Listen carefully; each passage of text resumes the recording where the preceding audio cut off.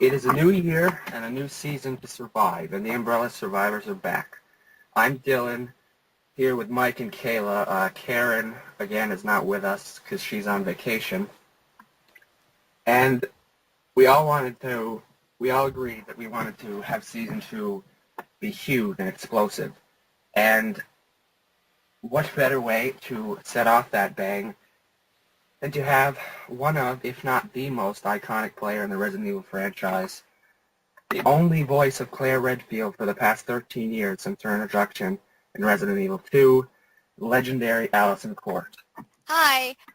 You really have no idea how grateful we are to have you here, Alyson.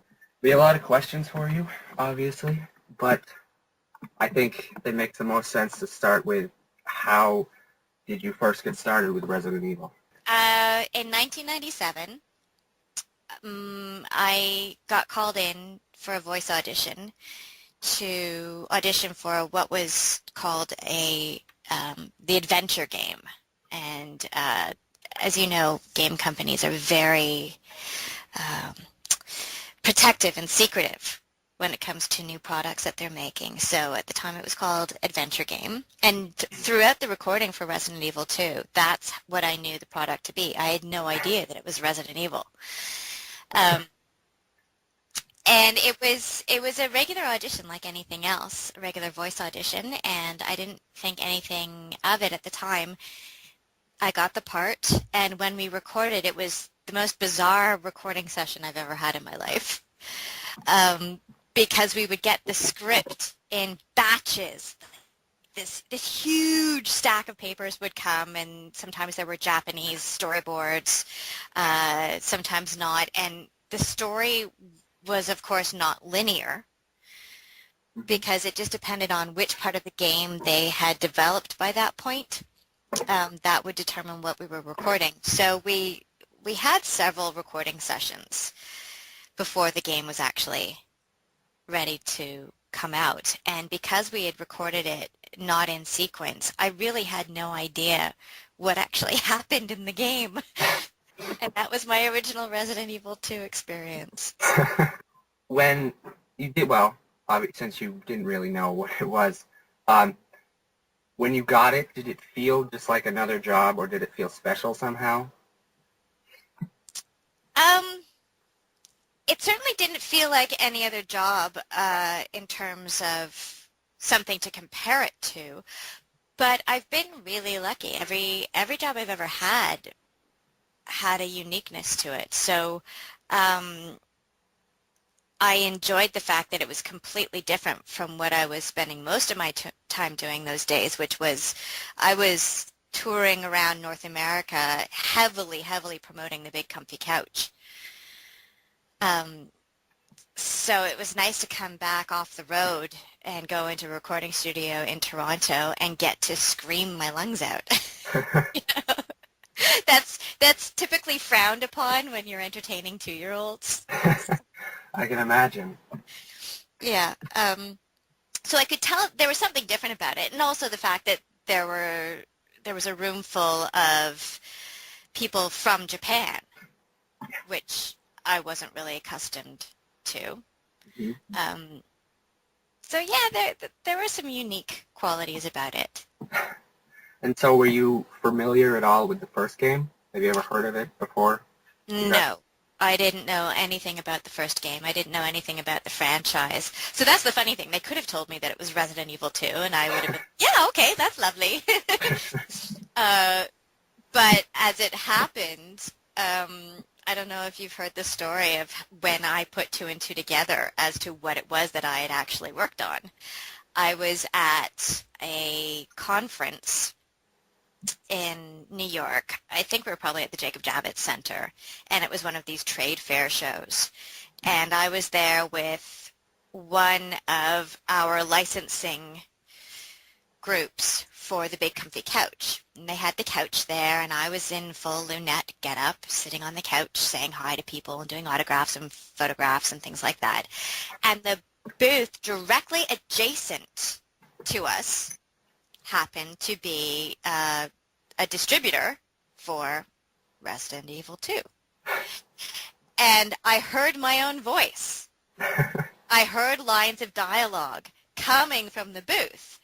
And I was sitting on the couch with somebody who probably represented a big chain of stores that we wanted to sell to.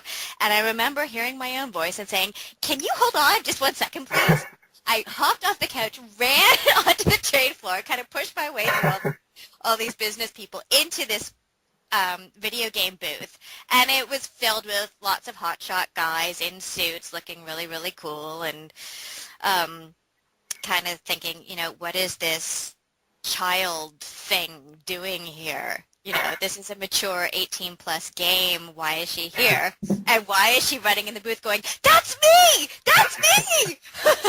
So, yeah, apparently that didn't go over so well. And some people got in trouble because I guess they went back to the team that was responsible for the recordings for Resident Evil 2 saying, "What the hell have you done? You hired a child clown to do the voice of Claire? Are you kidding me?" Yeah, so it was an awkward moment, but that's when I finally knew what it was, and then I was really excited because I got to see all of the posters, and I started to research what this was and found out about the original game, and yeah, it was mind-blowing at that point. That's hilarious. Now I know Mike and Kayla have some separate questions for you. Okay. I'm going to ask this on behalf of Karen. She would like to know what it was like working with some of the other voice actors like Paul Mercier and Roger Craig Smith. So that answer is a little bit different in my case because I worked with Paul and Roger. Actually, I didn't get to work with Roger or Paul directly at all. When we went to record Darkside Chronicles, everybody was in LA except for me. Oh, and Sally Cahill. Sally Cahill reprised the role of Ada Wong. Yeah. And we both recorded from a studio in Toronto via ISDN. So Paul had recorded a lot of his lines already, and when I went to record the first part of the Darkside Chronicles, I got to hear Paul's lines back so that I could respond to them. But I never actually got to work with them directly, and it wasn't until a while later at an anime convention in Sacramento, SAC Anime, that we all got to finally meet, and that was wonderful. But they're great guys. They're fantastic. They're really, really good with fans and very dedicated to what they do. So it was lovely to meet them in person, but I have not had the opportunity of actually being in a recording booth working with them one-on-one. Not yet, anyway. Were you ever working one-on-one with Sally? With Sally, I've worked one-on-one on other projects. So I even got to direct her in some of the audition calls for later Capcom stuff. She's wonderful. Yeah. Sally's a really, really lovely lady. As fans, Kayla, myself, Mike, Karen, Resident Evil fans in general, know that Capcom is notorious for recasting characters. Yes. They do it all the time, and we're not always happy about it. But how do you feel? Because you are, as Claire, Claire's the only major character who has had the same voice actor since her first appearance. I just feel very thankful. I'm sometimes perplexed by it, and I guess there are any number of reasons that people could hypothesize over as to why they continue to use me for Claire. The only thing that seems obvious to me is that the fan support has always been really, really solid. So that's what I attribute it to.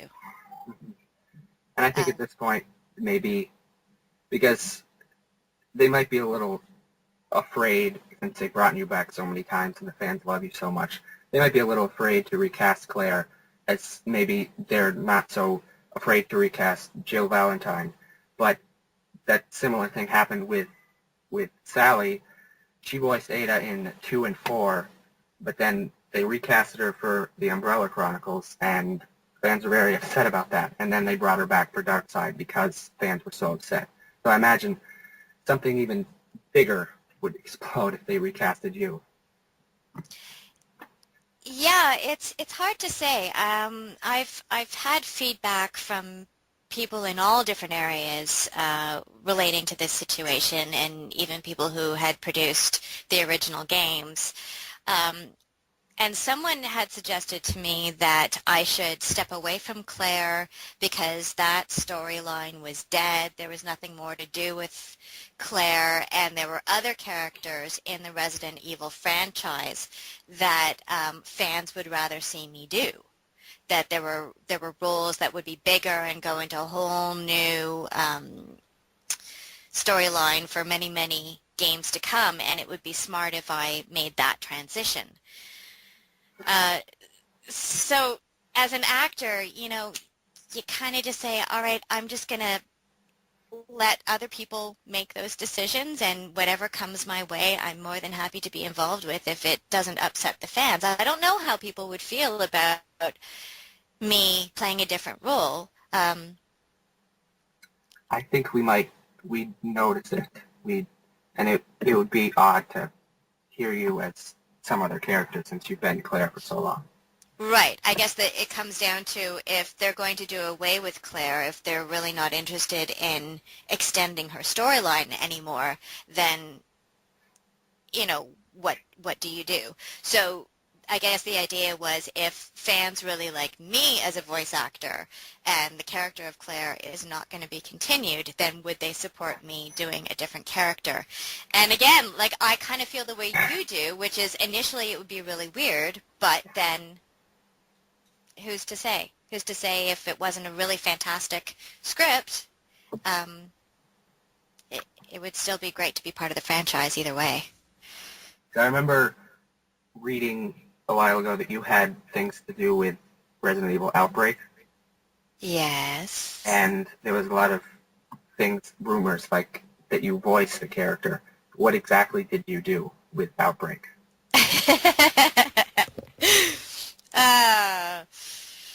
Okay, with Outbreak, I voice directed. Well, I cast it. I voice directed. I directed motion capture. And I would fill in odds and ends with voices, which is pretty common with voice actors. You get them to fill in if there's a one line here or one line there. But I did not do any of the lead characters. So did they ask you? Did they ask me if I would do it? Did they ask you if you would, do the voice direction since you had a history with them, or did you just get it? The way that I got the voice directing job for Outbreak was I had recently married Eric Suzuki, and he was very keen on doing Outbreak in Toronto. He's always been very supportive of the voice pool here. And he had also given me some directing opportunities earlier with some of the stuff that he was working on. So I got to direct a lot of the audition sessions and pickup sessions for things. So it was him kind of going out on a limb and vouching for me to give me that directing opportunity.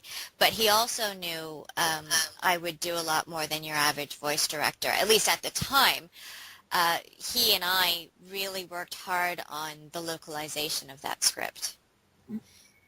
And now that I hear that, maybe that's where the rumor came from, because the rumor that I read for years is that you voiced Yoko Suzuki, the character. So maybe somehow you said your husband, who shares that same last name, maybe the rumor just crossed through her somehow. Yeah, it was most likely a joke from one of the people who had worked on the production, and then it turned out to be something something that kind of spread virally and got claimed as fact.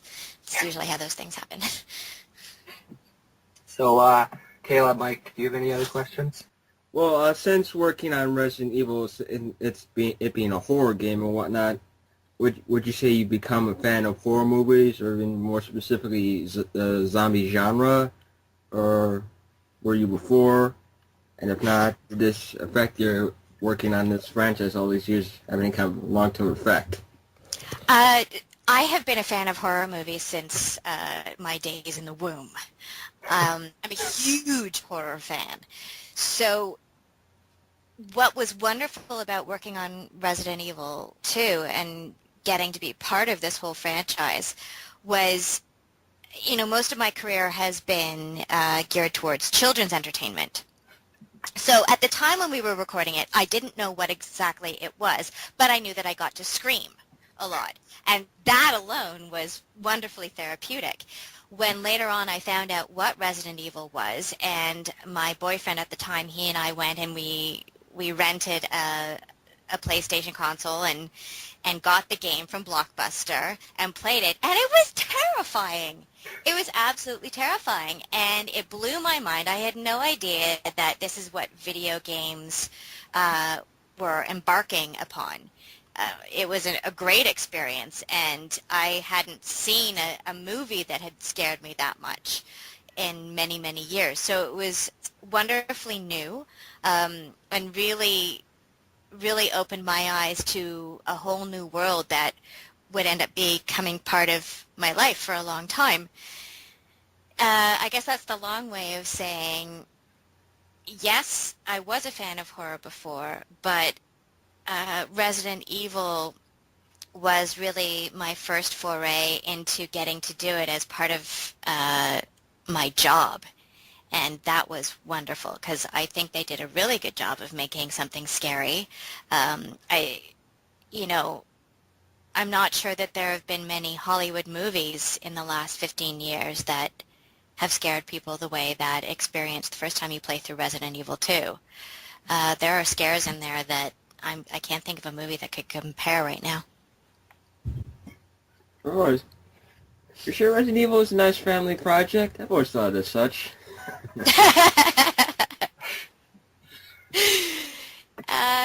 Yeah, I guess it depends on how you want to raise your kids, yeah.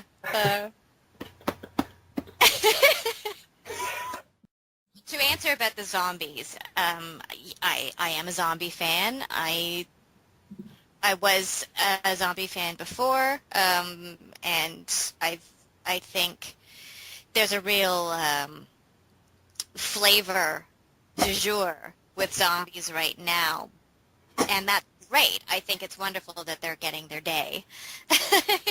The poor zombie was always, kept in the shadows of the vampire, but we can only have so much kissing vampires before we all want to throw up. So I'm really happy that zombies are getting their due.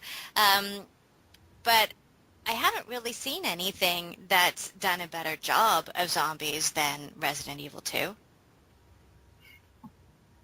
Would you say you're a fan of the classic slow-walking zombies or the newer, faster running zombies? I guess it depends on the movie. I'm willing to accept different rules because it's a made-up character, so I don't think anyone has to be a complete purist.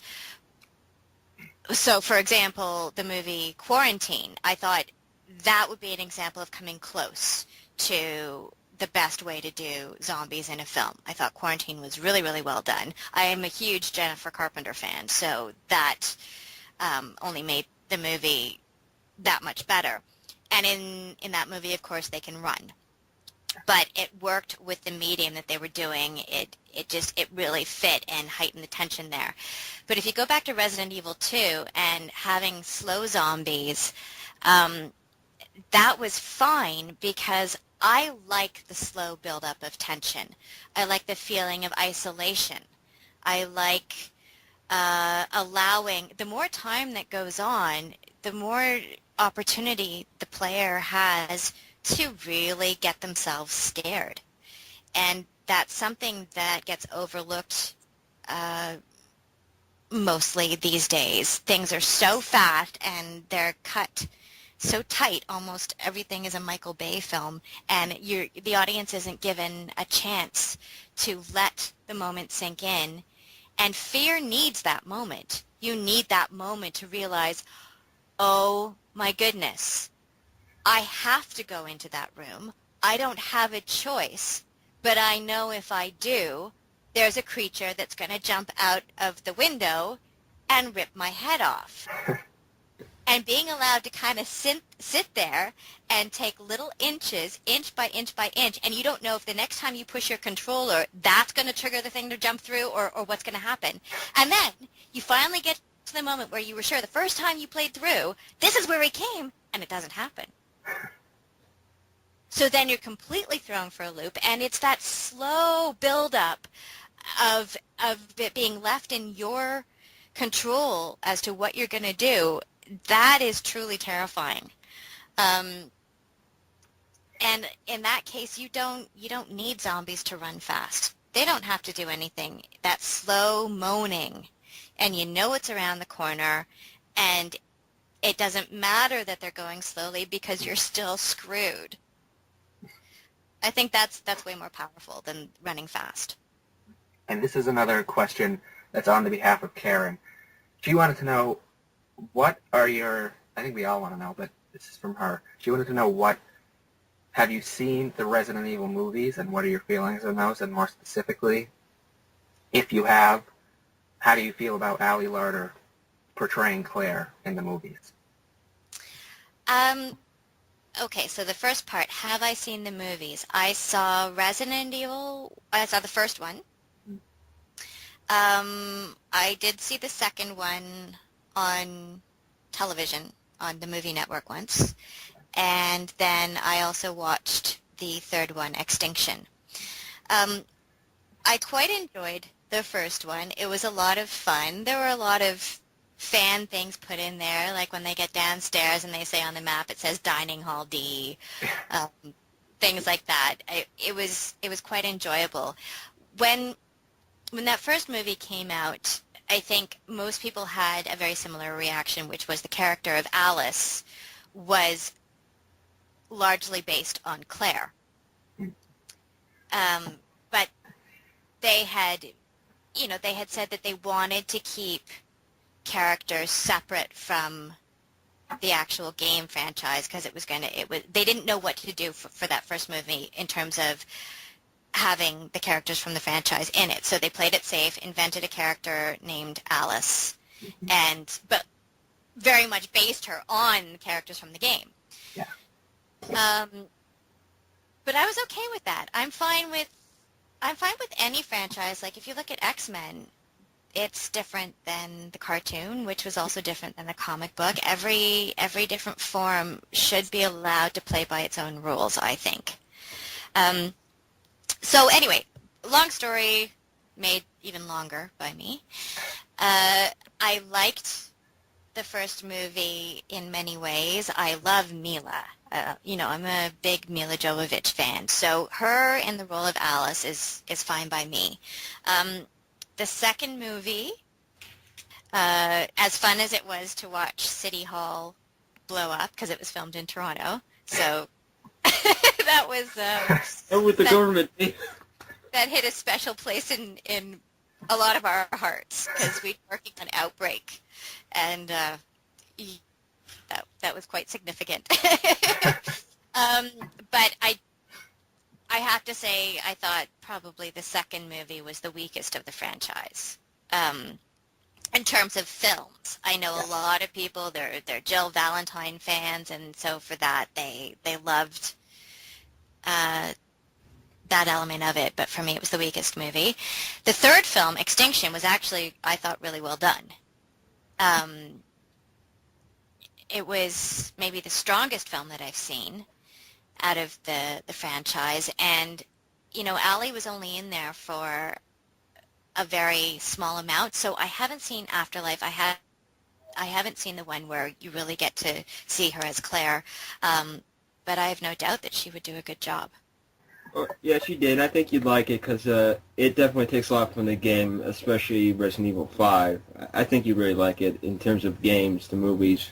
Good. Well, I am planning on watching it. I have an 8-year-old son, so most of my movie watching time is taken up watching films that he likes.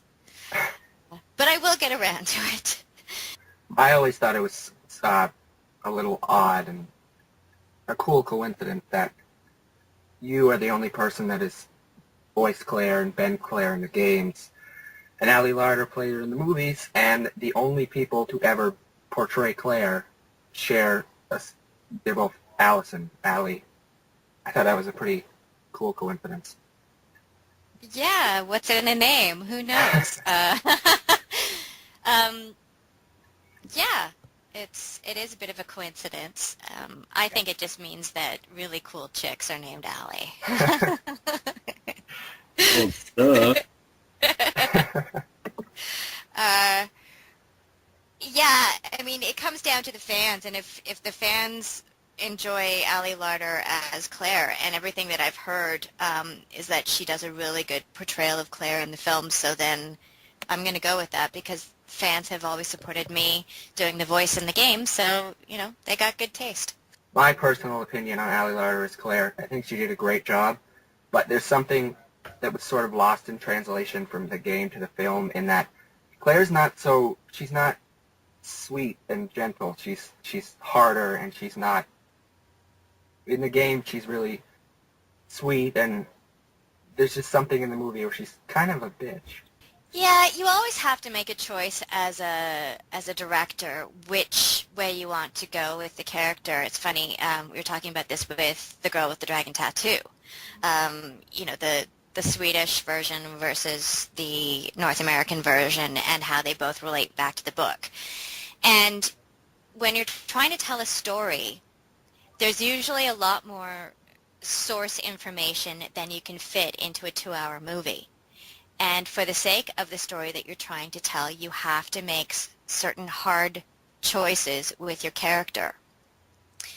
And I think, in a video game, your gameplay experience is going to last a heck of a lot longer than a 2-hour film. So you get a lot more opportunity to get to know these characters, their nuances, their vulnerable moments. In many ways, it's a greater chance for character development. I don't know the story of Afterlife, but I would just gather that if they had to show her as being a bit harder edged, then it was for the sake of the story that they were trying to tell in that film. If they do continue to make movies with the Claire character, I'm sure you're going to get an opportunity to see the softer side of her. And that does sort of happen in Afterlife. Once she is reunited with her brother, then you start to see her softer side come out. She's not so hard. Right. Yeah, and that's great, because you do need to see that just to feel that the character is multi-leveled. But don't forget, she also had a very tricky job, both Ally Larder portraying the character and the people who were writing for the character as well, because you already had Alice.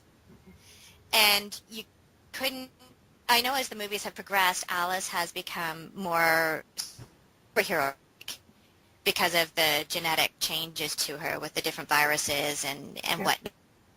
So she's become less like she was in the first movie and more a very different character. But at the same time, she still is coming from a place that was very Claire-like. So it's going to be difficult having Alice and Claire in the same movie and giving them their own identity. That's something that I think they didn't realize they had set themselves up for when they developed Alice in the first place. Well, I think that generally that Ally Larder with the rest of the movie definitely captured the essence of Claire Redfield from the game, just as the movie essentially captured the very essence and core of the game. And yeah, it's different, but I think overall it worked well for the movie, and so it worked well for the character. So I thought it was good for what it was. And what I want to know is, I don't know if all the movies, but the bulk of the movies have been shot in Toronto. Where has your cameo been, Alyson? I don't know. That's, you know, yeah, I'm not sure. Have any of the other voice actors made cameos in the movies? I don't think so. Okay. I always got the impression that they were trying to keep the two worlds very, very separate. But of course, I would love to make a cameo in the movie. I think it would be tons of fun. I'm thrilled that they continue to come back to Toronto to shoot the films. We have such a infrastructure here for movies and for television. You guys obviously already know that we have an awesome voice pool. But it's nice that the world's starting to get to see that we can make some really good high-budget movies here. And yeah, hopefully they continue to do well in terms of the Resident Evil franchise, and they keep coming back here. But wherever they made the movie, I would do a cameo in a heartbeat. I don't have any more questions, but I do have this one comment of, well, basically I'd say Toronto definitely is essentially the hidden key or core to Resident Evil, because the director of the first movie has said that Toronto has essentially become definitely the basis for the look of Raccoon City in Resident Evil. And like you said, Alyson, most of the voice actors for the games seem to come from Toronto, so in a way, Toronto has been the backbone of Resident Evil. You're right. And do you remember? I think it's a coincidence that it has, but I think you're right. It has not less. Now, do you guys remember the original commercial for the first Resident Evil game? Did you guys ever see that? Possibly. Oh, yeah. Do you know who made it? For Resident Evil 2? Was it for Resident Evil 2 or the original Resident Evil? Anyway, you're familiar with a director named George Romero? Yes. Right. So he was originally involved with Resident Evil. And I believe, he made that original commercial for the first game. Yeah. It could have been the second game, but I believe it was the first game. And that was long before we recorded anything in Toronto. And of course, George Romero now lives in Toronto.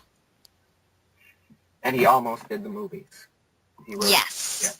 Yeah. Yes. I realize there's a bit of an awkward history between him and Resident Evil in the subsequent years.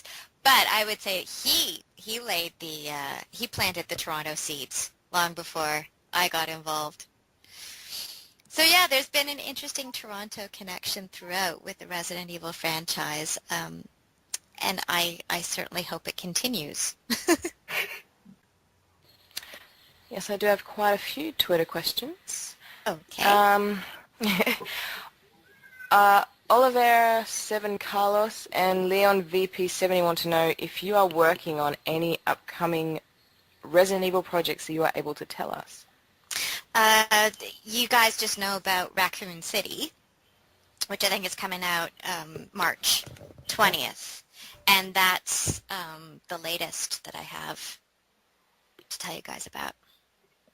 Nothing beyond that.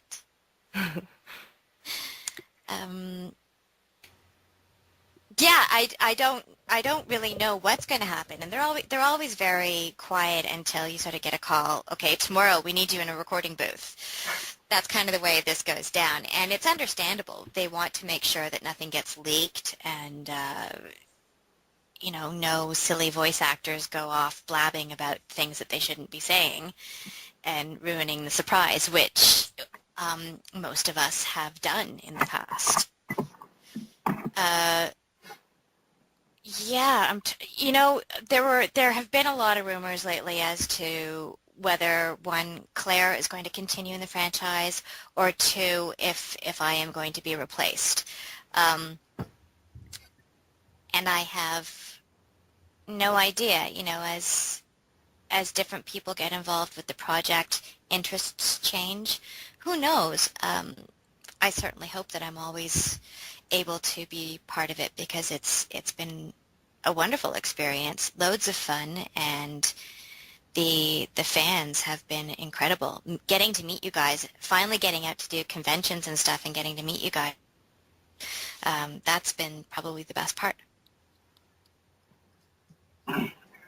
Speaking of conventions, now that I've Yes. got your attention, Alyson,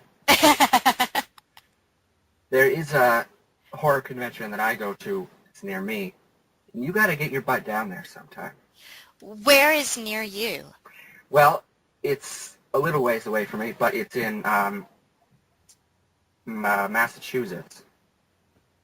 That's not that far. No, but it's every October. It's called Rock and Shock, and you got to get your butt down there someday. So just to let you know, I recently went into upstate New York for an anime convention, and it was something that came about via Twitter. And this lovely young fellow, Tom Starkowitz, contacted me on Twitter and said, I've got this convention. Are you interested in coming down? I gave him my contact details, and it was all done. So feel free to, if there's anything that you would like to have me come to, then by all means contact me about it, and I will get the right people in touch with you and make it happen. I love to go to these things. It's just I don't know about them. I'm kind of like an ostrich with my head in the sand. Believe it or not, I'm actually, well, one, I suck at self-promotion. Yeah. Job, Sorry? you're doing a good job now. Good job with self-promotion? I don't know, because I would easily, like I said at the other convention, I'm like, do you really me? Because I could get you somebody way cooler. Like, are you sure you really want me to come to this? Really? Okay. So yeah, if you're really convinced that I'm the person you want to have there, then just let me know where to go, and I'll be there. Is Yeah. Australia on the table? Oh, I would love to. A friend of mine was just in Australia for a fan thing. He's the lead voice for Bakugan. His name is Scott McCord, and he plays Dan on Bakugan, and he was at a voice convention of some sort, and he and his family got flown over to Australia for that. Wink, wink, nudge, nudge. I suppose this would be a good question to close on. It's more or less aimed at the future.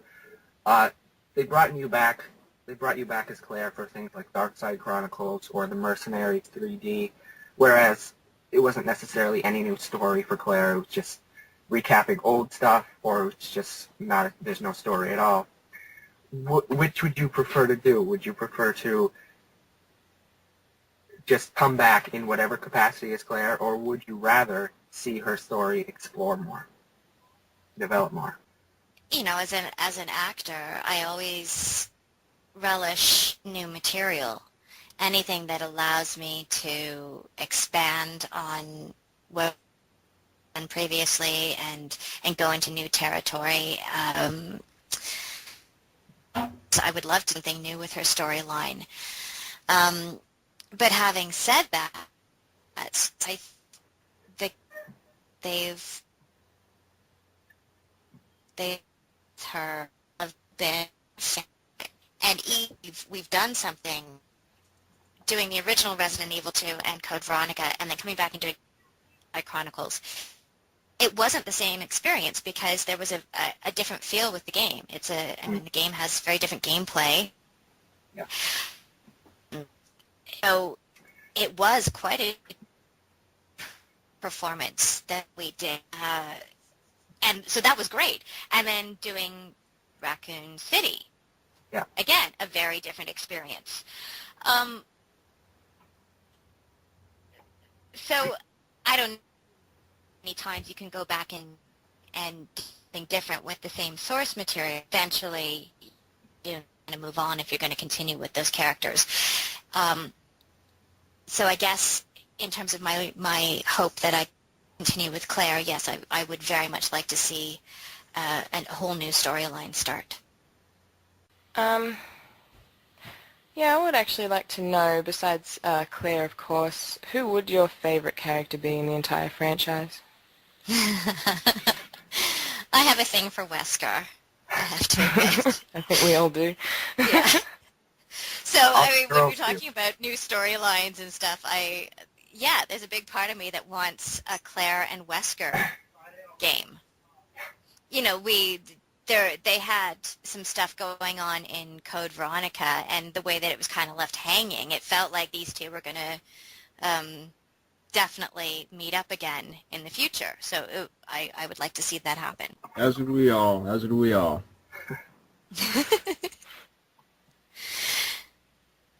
All right. I think we'd all like to just thank you so much for doing this, Alyson. Thank you for asking me. It's a pleasure. So, okay, while I'm waiting for this, what are your favorite characters? If you guys want to go one by one, I want to hear. Well, I'm agreeing with you. My favorite character other than Claire is Wesker. He's definitely one of the perfect bad guys I've seen in a while. Yeah. Anybody else? Yeah? Mine has to be Chris Redfield. I have the biggest CGI crush on him. I have posters all over my wall. I can play RE5 over and over again just to listen to that voice and those muscles. Yeah, I don't blame you on that one. Chris is a great character, and Roger Craig Smith does such a good job, and he's such a funny guy. He's a great guy. Have you met him? That would be someone that would be somebody to get over to a convention in Australia, because he's just a really easygoing, fun guy. If he came, I would definitely get to see him. That would be another awesome person to get onto this. Hook us up, Alyson. All right. We'll see what we can make happen. All right. But you see what I just did there? Okay, case in point. I would love to go to Australia for a fan convention, but yeah, no, you know who would be great? You would be even better to get over there? Roger Craig. Yeah. Oh, well. Well, you could all just come at once. Well, that's what they did in Sacramento, California 2 years ago. Who was there? So Paul Mercier was there. Karen Dwyer was there. She was Shiva, right? Or Sheva, rather, Sheva. Roger Craig Smith was there. And then Liam O'Brien, who not only voice directed several of the games now, but he also does a lot of the incidental voices and stuff. And then he's got a huge career doing Naruto and various other games and anime projects. So it was a great group. We all got to finally meet each other and hang out, and a lot of fans showed up at that convention. It was very, very successful. So, yeah, it's something to think about if anybody has a convention going on. Get the whole group there. Do you find a lot of people ask you to quote any of specific lines of Claire's? Yeah, there's always somebody who'll ask me to say one or two things. I know on YouTube there's a few clips of me saying either Sherry or get down or don't shoot or things like that, and that's fine. It's fun. If those are iconic things from the game that people like, then why not? Yeah, I'm happy to do that. All right. Thank you so much again, Alyson.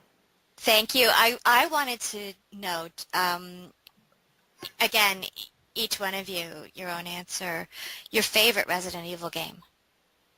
What would it be? I'd have to go with the first game because it just was so perfect in its simplicity of horror and just trying to survive, and just playing it for that very first time. Again, I never played a game like it before, so first time playing it. It's the only time I've ever played a video game and actually got so scared that I would actually have a heart attack, and I was roughly 10. Okay, I gotta ask you, Mike, that part when you're inside, you're Chris, you're playing as Chris, and then all of a sudden it jumps to the perspective of the hunter. And the hunter's coming up, and so you know that this creature is coming to get you, and you have no control of your character until it switches back. Did that not scare the pants off you? Ugh, I felt like a 6-year-old. I had such hard problems at that moment. Yeah. Yeah, it's one of the scariest moments in the last, I guess, almost 20 years, but very well done. All right. Anybody else? Favorite game? Favorite, I really can't choose favorites. I've been playing these games since they were released, basically. But 5 is the one I play the most. Mm-hmm. Right now I'm playing through the Chronicles games, which is a lot of fun. But I would probably have to say 5. Okay. Mine would be the GameCube remake of the first game. Ah, nice call. Okay. And I didn't answer before, but my favorite character is Jill Valentine. Okay. Up until now, where Capcom has changed some more things and taken away her good looks. You mean with the 3D game that came out? Yes, Or... that and Operation Raccoon City, she looks different. And Yeah, it's tricky when you start messing with something that's been established for over a decade. It's a slippery slope, eh? Mm-hmm. All right. Okay. I'm going to say thanks one more time, and I'm going to Thank you. sign us off. Thank you. Okay, thanks so much, and thanks to Good your luck. fans who've listened to this and continue to support. It's been a pleasure being able to voice one of your favorite characters.